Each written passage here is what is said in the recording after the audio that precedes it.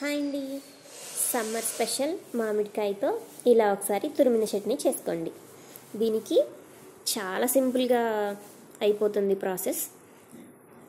2 కాయలు తురుముకొని సన్నగా ఒక గిన్నెలో వేసుకోండి. తర్వాత దాంట్లో ఉప్పు, పసుపు, కారం, కొంచెం మెంతి పొడి వేసుకొని కలిపి పక్కన పెట్టుకోండి. ఇప్పుడు బాండీలో ఆయిల్ వేసుకొని దాంట్లో తాలింపులు వేసుకోవాలి. ఇలా వేగిన తాలింపులో ఎండుమిరపకాయలు, ఇంగువ వేసుకొని వేయించుకోవాలి. అలా వేయించుకున్న వాటిలో